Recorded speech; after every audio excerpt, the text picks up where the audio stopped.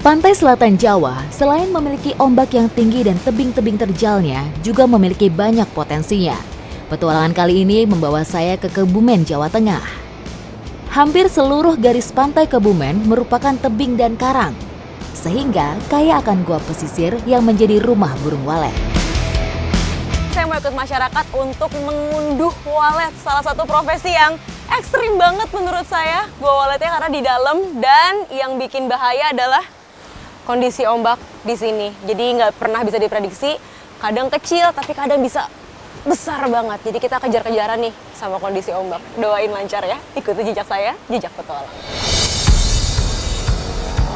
Ganasnya Laut Selatan Pulau Jawa memang sudah tersohor. Namun di balik tebing-tebing karang ini, tersimpan hasil komoditi alam termahal di negeri ini.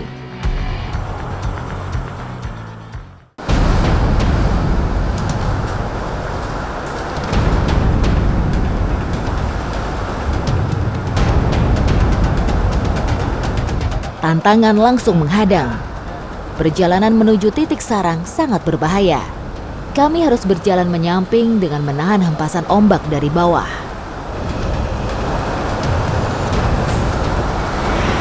Sekarang kita lagi pasang tali pengaman dulu, dan pengamannya itu benar-benar cuma yang saya pakai life vest dan ini satu tali tambang. Jadi kalau ombak besar datang, kita harus pegang erat-erat sama tali ini. Tali pengaman yang dipasang cukup memudahkan saya untuk terus masuk ke dalam gua. Semangat! Untuk melakukan pekerjaan menantang ini, selain keberanian, kerja sama tim pun sangat dibutuhkan. Di atas gua sudah terlihat sarang burung walet yang siap untuk dipanen. Dibantu dengan lampu senter dan sebilah bambu, saya dan para pengunduh mulai menyusun bambu untuk mengambil sarang burung walet.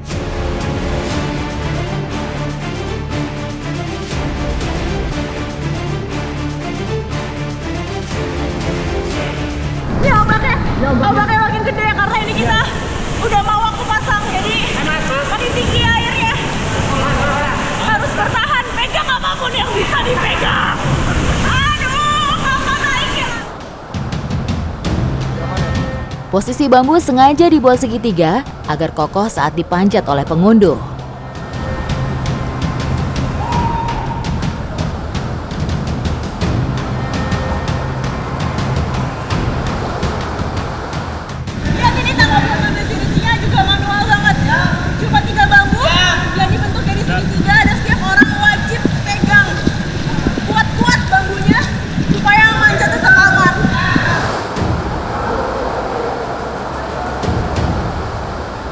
Tidak hanya itu, saya pun harus mengambil pijakan yang kuat untuk dapat berdiri agar tidak terjatuh.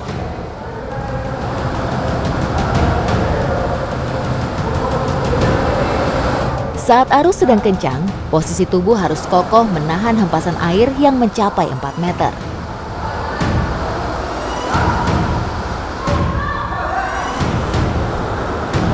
Memanen sarang burung walet memang butuh nyali tinggi. Inilah yang membuat harganya sangat mahal.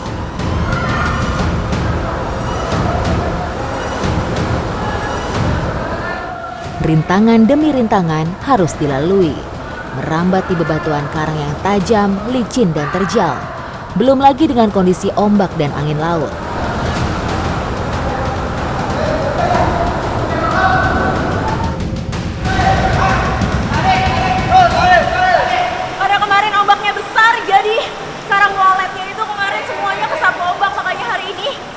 Saya dapetin nggak terlalu banyak, jadi ya udah basah juga kena air. Ini dia sarang waletnya, luar biasa.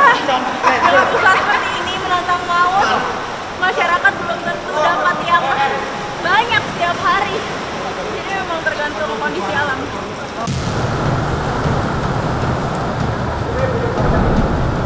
Semakin sore, ombak semakin tinggi dan air laut akan pasang. Kami harus segera bergerak.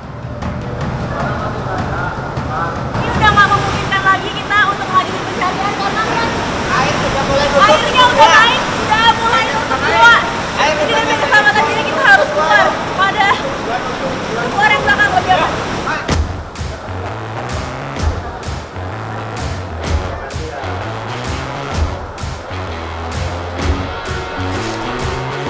Satu sarang burung walet bisa mencapai harga Rp300.000. Selain itu, kami juga mendapatkan sarang burung seriti. Namun harganya hanya setengah dari sarang walet. Setelah keluar gua baru saya lihat hasil yang didapatkan. Ternyata sedikit hasilnya ya. Sedikit, Iya. Pokoknya tadi waktu di atas saya ambil aja semua yang bentuknya sarang. Nah ini bedanya, ini siriti, ini sarang walet. Bedanya kalau siriti sama-sama dari liur sebenarnya ya Pak. Iya, sama. Cuma dia ada campuran rumput-rumputnya. Nah ini yang harganya tinggi nih. Walet. Karena dia semuanya dari liur. Habis ini biasa dikeringin, habis itu baru dijual.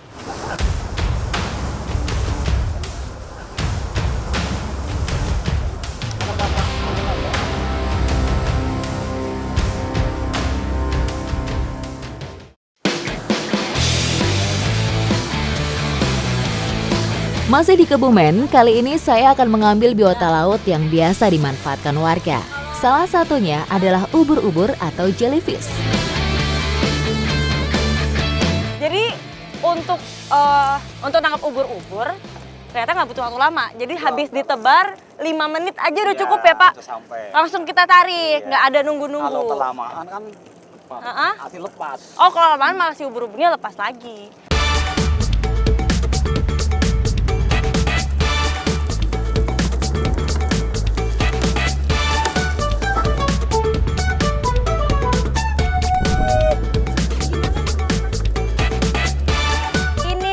Cari ubur-ubur.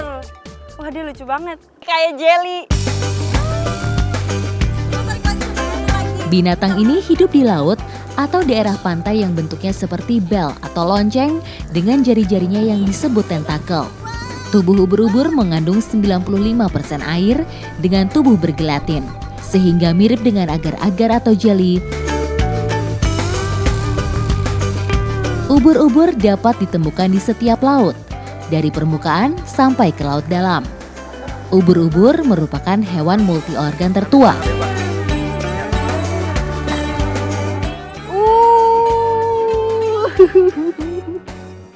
Ini yang ini gendut banget, gemes.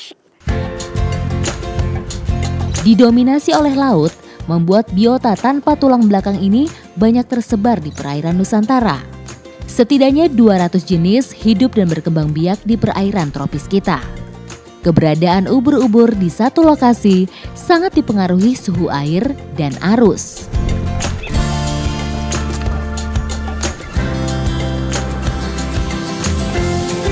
Ini emang waktu yang tepat buat nyari ubur-ubur atau ubur-ubur ya saat-saat seperti ini, di saat air tuh lagi pasang.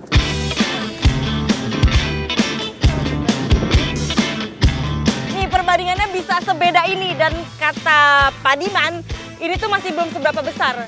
Satu ubur-ubur bisa mencapai 5 kilo. Gede banget.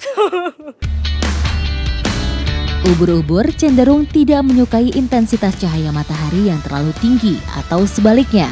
Mereka muncul ke permukaan pada waktu pagi atau sore hari. Nah, jadi ubur-ubur yang bisa dimakan yang kayak gini nih, yang warnanya putih. Kalau yang merah itu beracun, jadi nggak bisa dikonsumsi. Dan ini walaupun dia bisa dikonsumsi, gatel. Ini sebenarnya tangan saya sekarang gatel. Jadi jangan lama-lama pegangnya, langsung cuci tangan. Gatel. Ubur-ubur memiliki peran sebagai konsumen primer dalam menjaga keseimbangan ekosistem laut karena menjadi salah satu bagian dari rantai makanan. Di beberapa negara Asia Timur, ubur-ubur mulai dimanfaatkan sebagai salah satu bahan makanan berprotein tinggi dan salah satu bahan pengobatan tradisional. Berhubung kita udah dapat lumayan nih ubur-uburnya, tadi kata Pak Diman, ubur-ubur di Kebumen ini bisa diolah jadi satu olahan yang menarik dan unik. Jadi aku juga penasaran nih, pengen coba. Ikuti jejak saya, jejak petualang. Umumnya, ubur-ubur dianggap binatang beracun. Namun ada beberapa jenis yang dapat dikonsumsi, misalnya ubur-ubur pantai. Proses pembersihan ubur-ubur lumayan panjang nih. Soalnya awalnya harus direbus dulu tanpa air, supaya airnya hilang. Habis itu dicuci dengan air bersih, baru direndam pakai jeruk nipis. Nah itu supaya lendirnya yang bikin gatel hilang. Ubur-ubur sangat rendah kalori dan hanya mengandung sedikit karbohidrat. Ini akan menjadi pilihan sempurna untuk makanan penurun berat badan. Selain itu, ubur-ubur adalah sumber protein yang sangat baik untuk membantu menjaga kinerja otot selama diet.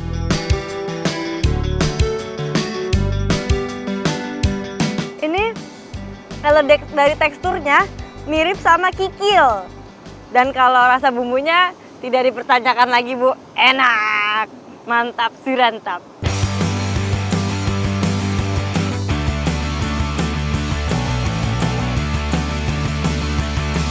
Walaupun ubur-ubur terkenal sama lendirnya yang bikin gatel, tapi kalau kita olah dengan benar, bisa jadi sajian yang enaknya kayak gini nih.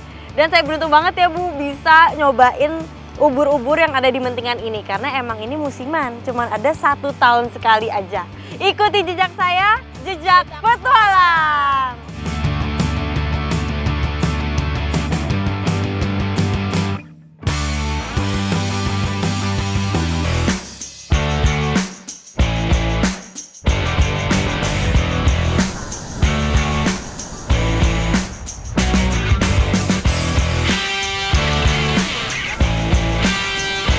Pantai Menganti emang jadi berkah tersendiri bagi warga desa Karangduwur.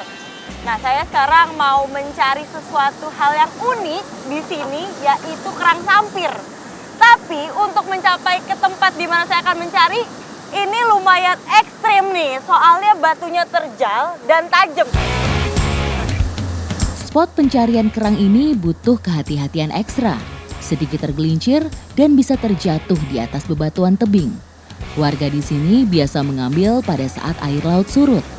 Tetap saja, ketinggian dan deburan ombak laut selatan mampu mencapai karang tempat kerang berada. Jadi memang harus bisa baca keadaan kapan ombak tinggi akan datang dan kapan bisa melanjutkan pencarian. Wah, ini ombaknya gede banget, jadi harus super hati-hati nih. Jadi harus tahu perhitungannya kapan kita bisa ke sana, bisa balik lagi ke sininya kapan. Alat untuk mencari kerang sampir hanya berupa parang, karena cukup efektif untuk mencongkel kerang dari cerukan-cerukan batu karang. Lagi-lagi berpacu dengan waktu sambil memperhatikan kedatangan ombak. Meski resiko yang dihadapi sangat besar, tapi warga Karangduwur tak pernah berhenti mencari dan mempreteli kerang sampir dari cadasnya karang. Ibu, hati-hati, Bu. Bu, awas, Bu. Ini kalau dilihat ombaknya tuh gede banget. Di sini nih, sampai pusarannya tuh kelihatan kan gede banget. Tapi walaupun begitu, ibu-ibu ini tetap berani untuk ngambil kerang. Aduh, lihat tuh, Bapak sampai di ujung sana. Saya aja ngeri ngeliatnya, soalnya kan ombaknya tuh gede banget.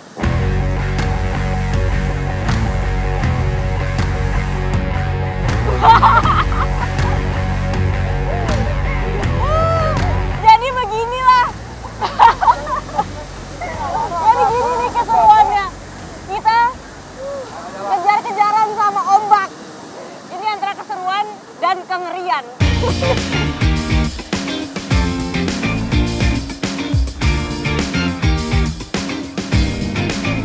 Berhubung si kerang sampir ini kalau nggak segera dimasak, dagingnya mengecil dan nggak fresh. Dan juga sebenarnya saya sudah lapar banget. Mendingan langsung kita masak aja kali ya, Pak. Ikuti jejak saya, jejak petualang.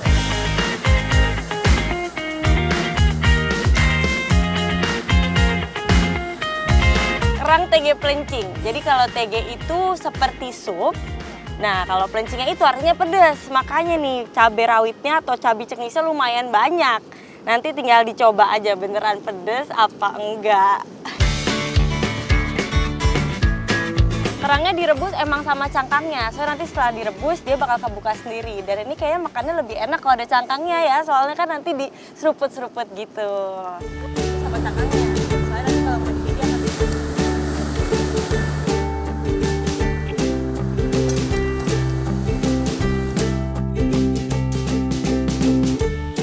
inilah saatnya cicip mencicip.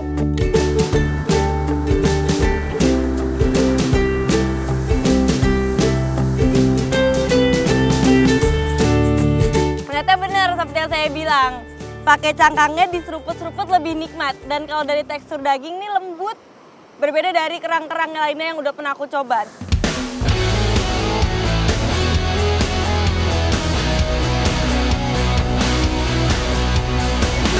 Selain enak, kerang sampir ini juga punya manfaat banyak. Salah satunya itu bisa mengobati anemia. Tapi tetap nggak boleh banyak-banyak, karena kalau kebanyakan bisa bikin pusing. Karena kolesterol. Dia harus hati-hati makannya. Ikuti jejak saya, jejak petualang.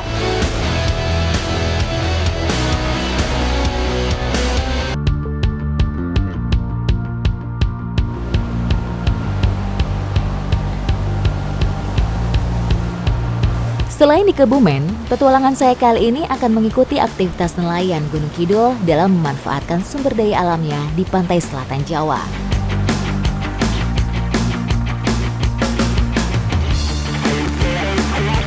Musim hujan gini malah menjadi berkah buat para nelayan karena ini lagi musim lobster ya Pak ya? Iya. Kita sekarang mau tarik jaring yang udah dipasang dari kemarin. Ikuti jejak saya, jejak petualang.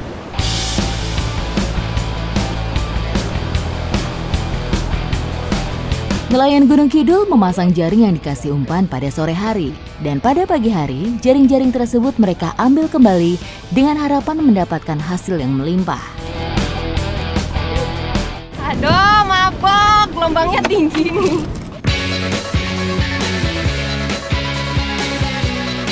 Selain gelombangnya yang besar, ternyata nariknya nih berat banget nih. Tadi cuma ngeliatin bapak doang keberatan.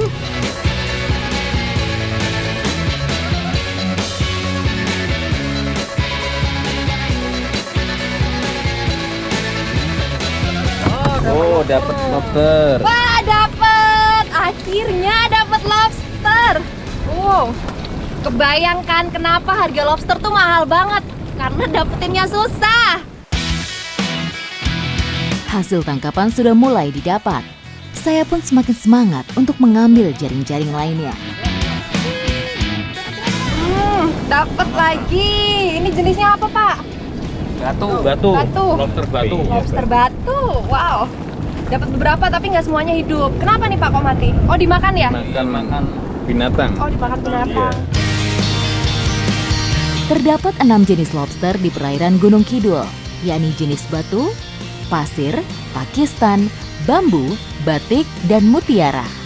Meskipun memiliki nilai ekonomis tinggi, lobster batu cenderung lebih murah dari jenis lobster lainnya.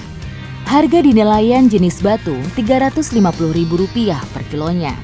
Sementara yang paling mahal jenis mutiara. Per kilonya mencapai Rp900.000.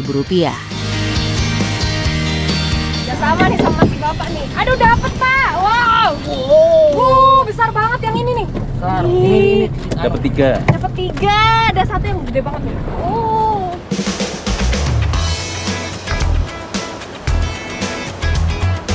Ini ukurannya berapa ons, Pak? Ini sekitaran 5 on sampai 6 on. Oh, besar ya. Iya. Tapi kata bapaknya ada yang lebih besar lagi. Iya, itu ada yang 1 kilo lebih. Tapi ini kan yang paling besar untuk hari ini tangkapan sekitar ini.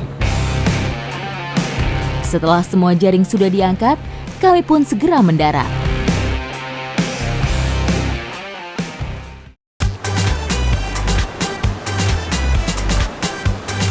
Menikmati sajian istimewa di tepi pantai menambah seru petualangan saya. Daging lobster yang mempunyai cita rasa lezat ini tak perlu banyak bumbu dalam mengolahnya. Sekarang saya sama Mas Trom mau olah lobsternya. Pada dasarnya kalau kita mau ngolah seafood, itu tuh nggak usah ribet-ribet bumbunya. Apalagi kalau seafoodnya tuh nggak amis kayak lobster ini nih.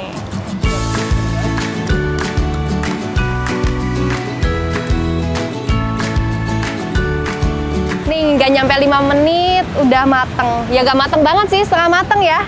Karena aku penasaran yang setengah mateng tuh kayak apa. Yuk Mas.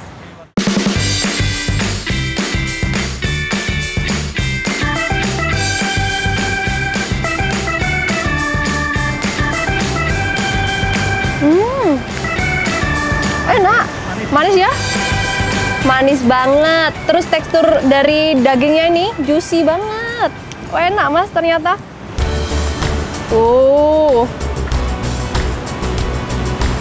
Menggoda banget ya Mas. Enak tenan.